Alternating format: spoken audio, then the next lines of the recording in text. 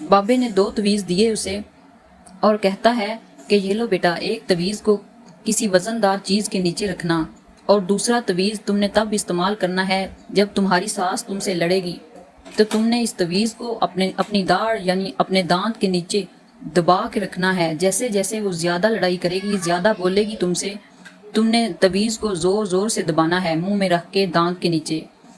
تو وہ لڑکی روز ایسا ہی کرتی ہے۔ کیا آپ نے یہ ویڈیو اس لیے کھولی ہے کہ آپ کو لگتا ہے کہ آپ کی ساس ہر وقت آپ سے لڑتی جھگڑتی ہے، ہر بات پر آپ کو ٹوکتی ہے، ہر وقت آپ سے ناراض رہتی ہے؟ کبھی آپ کو محسوس ہوتا ہے کہ وہ آپ کے شوہر کے سامنے آپ کی شکایتیں کرتی ہے اور آپ لاکھ کوشش کے باوجود حالات بہتر نہیں کر پا رہی؟ شاید آپ نے بھی بہت کچھ آزمایا ہوگا، کبھی خاموش رہی، کبھی جواب دیا، کبھی دل ہی دل میں روتی رہیں اور کبھی سوچا کہ شاید اب یہ رشتہ کبھی ٹھیک نہیں ہوگا۔ لیکن اگر آپ سے میں کہوں کہ مسئلہ صرف الفاظ کا نہیں بلکہ نفسیات کا ہے۔ اکثر ہم رشتوں میں صرف سامنے والے کے رویے کو دیکھتے ہیں، لیکن اس رویے کے پیچھے چھپی ہوئی سوچ، احساسات اور خوف کو نہیں سمجھتے۔ ہر انسان اپنی زندگی کے تجربات کے مطابق رد عمل دیتا ہے۔ بعض اوقات ایک ساس کو یہ خوف ہوتا ہے کہ بیٹا اب پہلے جیسا نہیں رہا۔ بعض اوقات نئی بہو کو لگتا ہے کہ اسے قبول نہیں کیا جا رہا۔ جب دونوں طرف غلط فہمیاں جمع ہونے لگتی ہیں تو چھوٹی چھوٹی باتیں بھی بڑے جھگڑوں کی شکل اختیار کر لیتی ہیں۔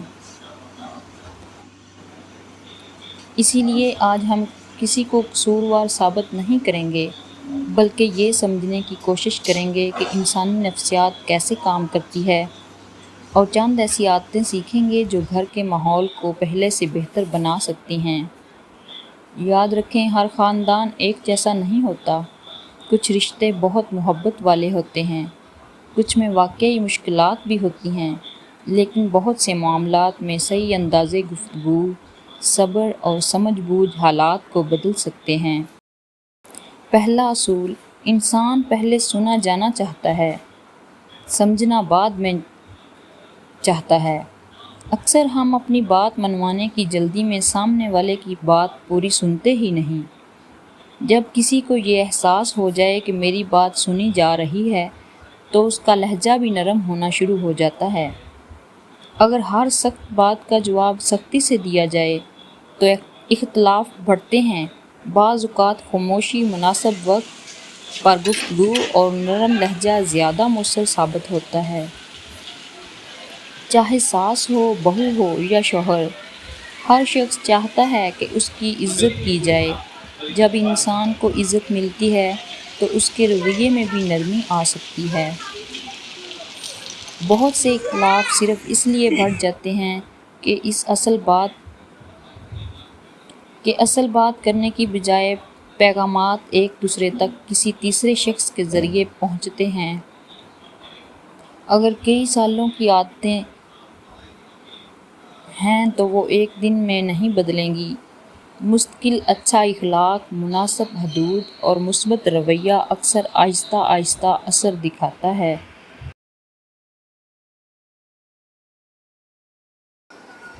اب ذرا ایک لمحے کے لیے اپنے دل سے غصہ نکال کر صرف سوچنے کی کوشش کریں۔ فرض کریں ایک شخص آپ سے ہر وقت سخت لہجے میں بات کرتا ہے، آپ کیا کریں گی؟ شاید آپ بھی جواب میں سخت ہو جائیں گی، لیکن پھر وہ اور سخت ہو جائے گا اور یہ سلسلہ چلتا رہے گا۔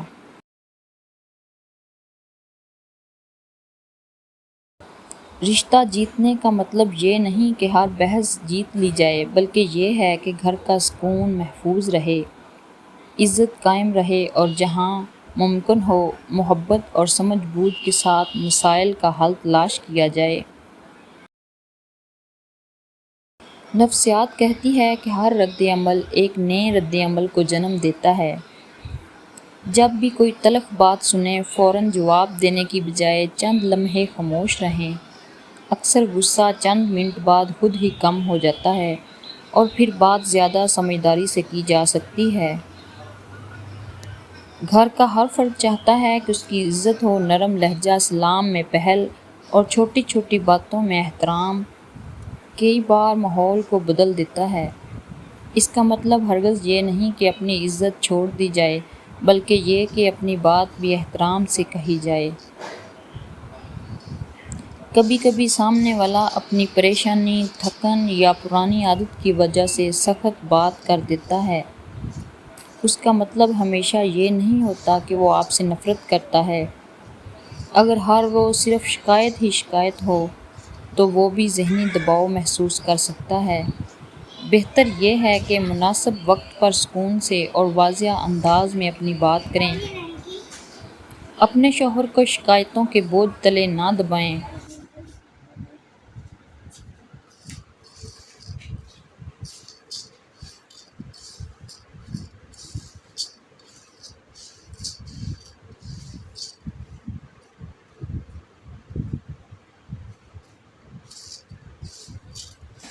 تو وہ بابا آگے سے کہتا ہے کہ اچھا بیٹا، میں تم کو ایسا تویز دیتا ہوں کہ تمہاری ساس کی زبان